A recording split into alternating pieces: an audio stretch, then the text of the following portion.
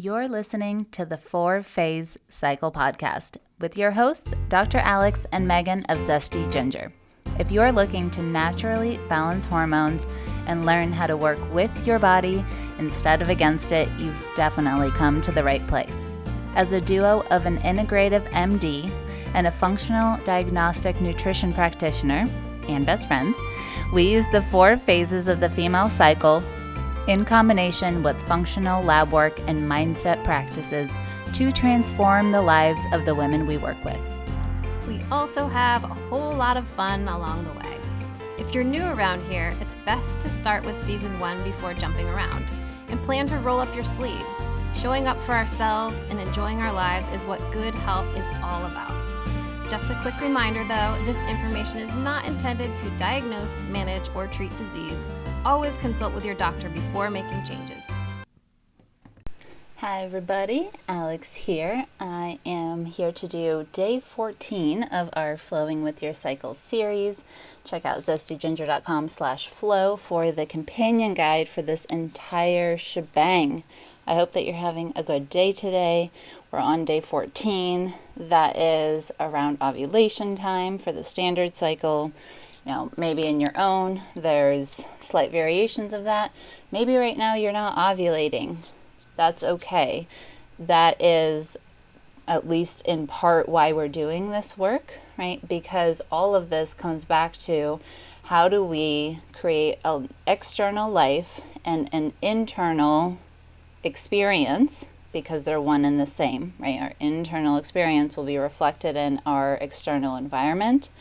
How does all of that create an environment inside the body so that the body and the brain can determine that it is safe to do optional activities such as ovulating, such as maintaining fertility, such as having great energy, libido, which we'll talk about today, you know, creativity, productivity, a little pizzazz for whatever you want to do, right? This is the process. So sometimes people really get honed in on like, oh, ovulation, I need to do food, I need to do supplements. Absolutely. That's what seasons 1 and seasons 5 are all about. There's a million things that can be done. However, recognize that all of those smaller pieces are under the umbrella of the bigger picture that we're talking about in this series, right? So it's not that we exclude doing things in our world. That's definitely not true, as you've heard throughout this whole thing.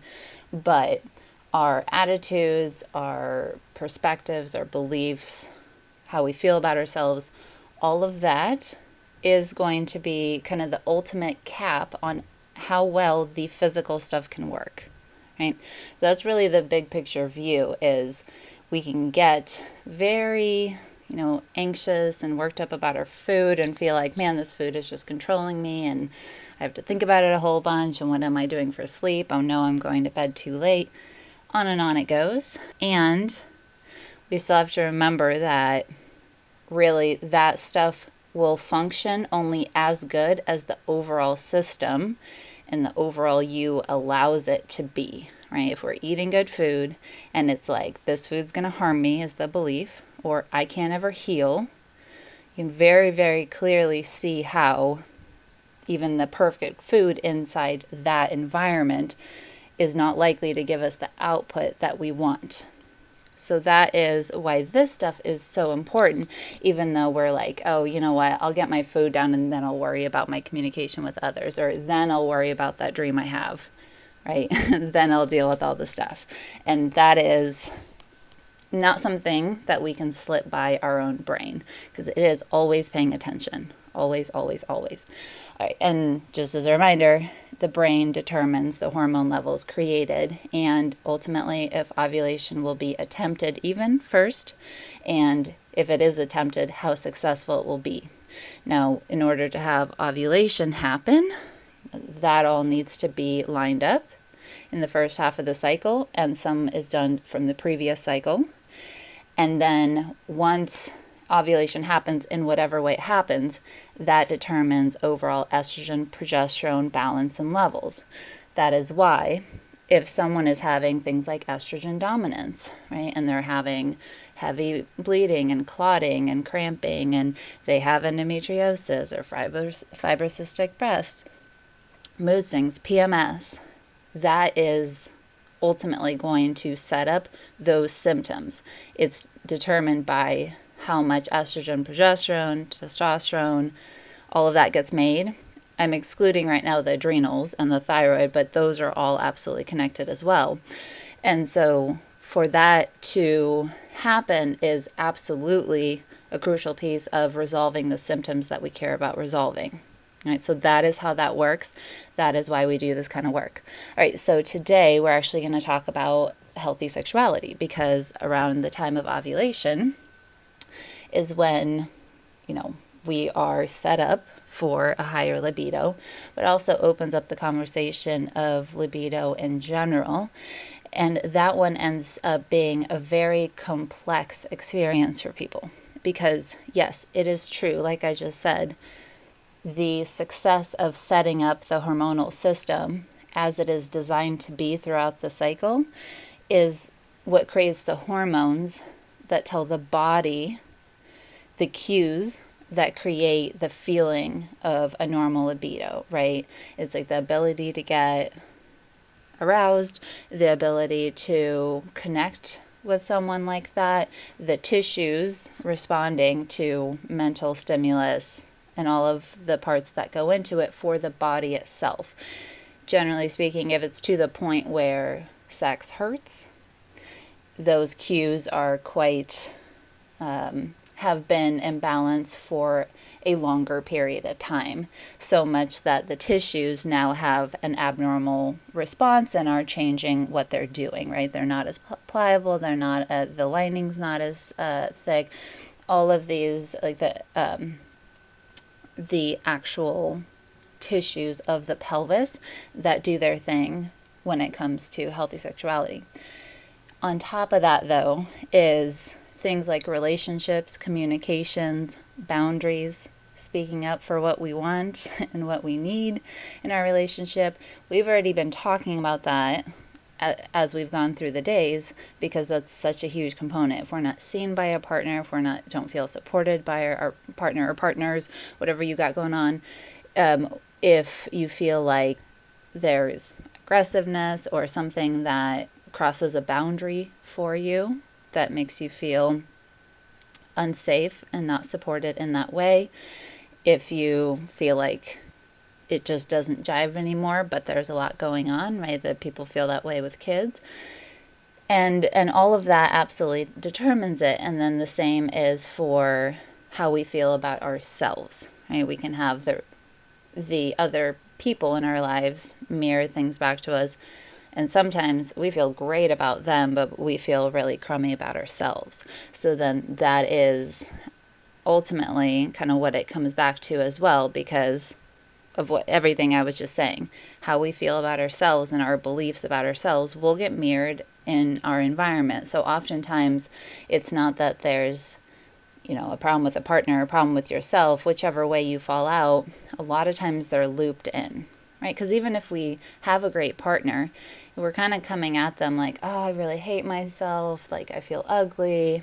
It's not from the other side. It's also not easy, because you're watching someone you love talk badly about themselves. And so it's the same way that the body doesn't not notice that something's going on, like you saying, I hate how I look. The people in our lives are often very much looped in, even if they're perfectly supportive and, the relationship's going great and all of that stuff. So that's why libido ends up being a really big deal. And that's why I've incorporated all of the things that we hear people having issues around this topic about into this 28-day series. So today we're talking about it sort of explicitly, but it's absolutely there because of how important that is. And ultimately, even though we tend to downplay this topic and it's kind of taboo and people don't want to talk about it, and you have to put like the, tags on the podcast or whatever, when push comes to shove, that is just as important to our health as taking a walk or going to the bathroom regularly or eating healthy food, right? This is part of who we are as beings. And that's cool that we have a physical body in order to experience that through right now, right? So we are going to talk about a couple different ways to connect with this part of yourself today. So it's going to be a little bit more action oriented than we have. But again, this is an experiential process for ourselves. We discover our own link to our sexuality, and therefore in the process of uncovering that, we find out what is in our way of experiencing the version of that that we most want to see right now in our lives, knowing that that will change over time, and that as we change, it will change as well.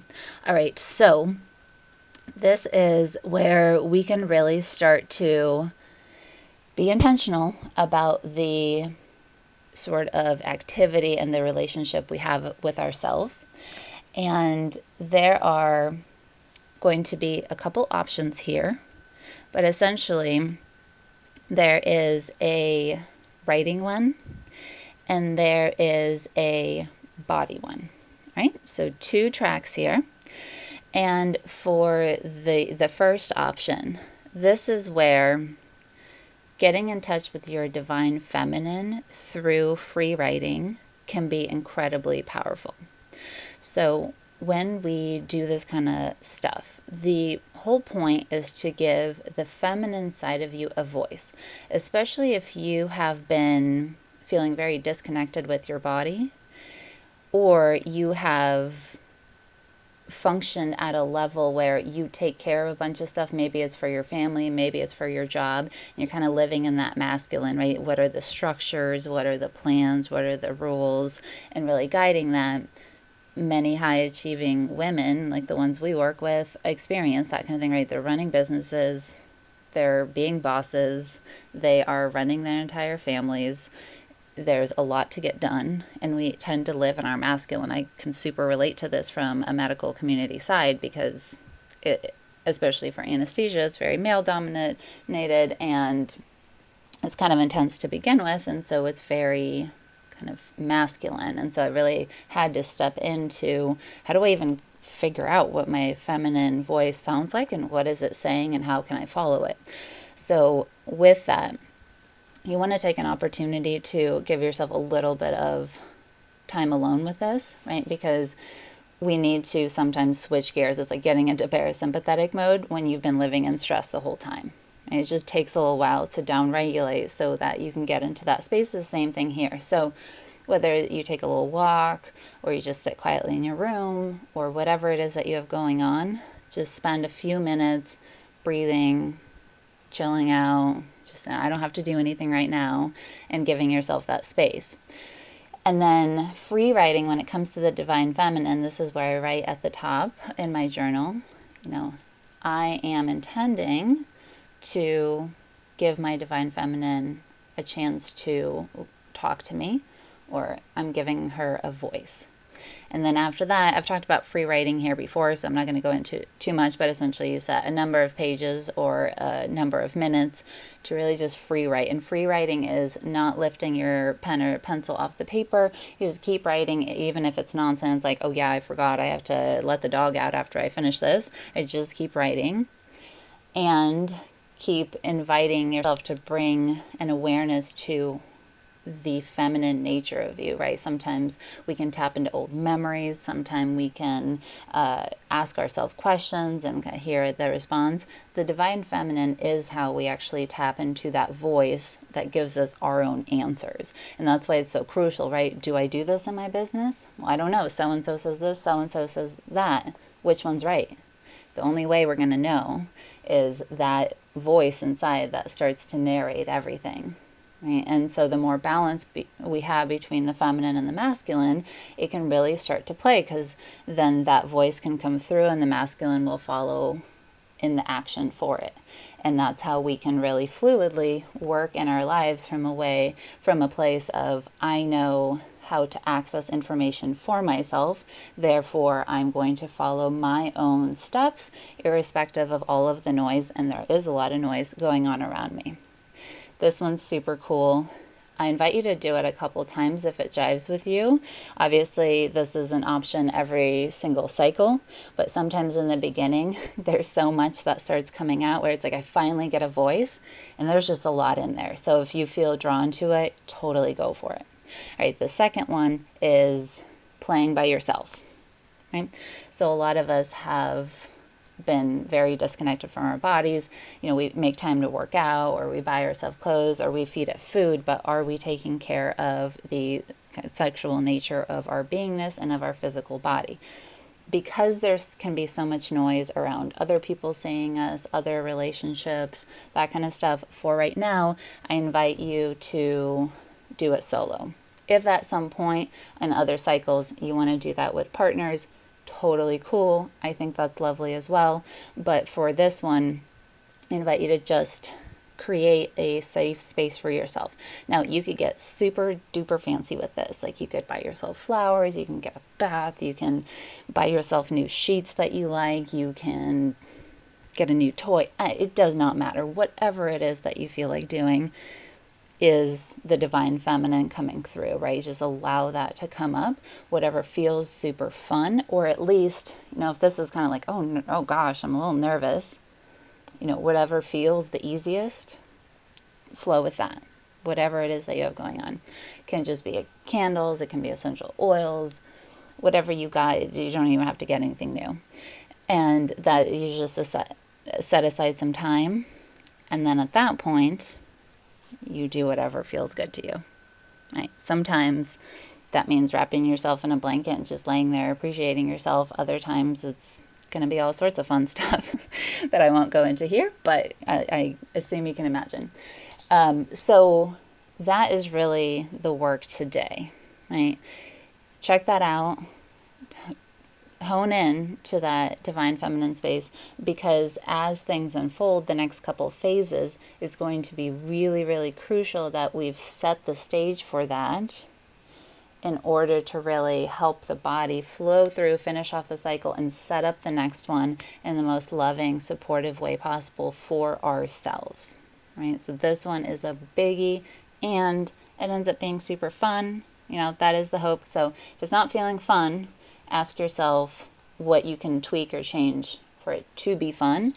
And if at any point you're like, I just need to stop, try again later, that is absolutely cool. This is just an exploration of wherever you are. Whatever you have going on is just the invitation to give yourself that time, knowing that cycle after cycle, you can revisit this, and it will then be coming from a completely different place, because you will be different even in one cycle than you are now. All right, thank you so much for joining me. Thank you so much for sharing this series. I really appreciate you, and I will catch you for tomorrow's. Thanks for coming out to hang with us on the podcast. It is our goal to transform the way women are treated in healthcare, and we need your help. We need your help to get the word out. We have a lofty goal of 1 million downloads. And we know that as this podcast grows, we're going to be able to reach more women, get more amazing speakers for you, and bring the most cutting-edge information. If you found these podclasses helpful, please take a moment to text 5 women you know the link to the series. We appreciate your help so much. Can't wait to see you next time.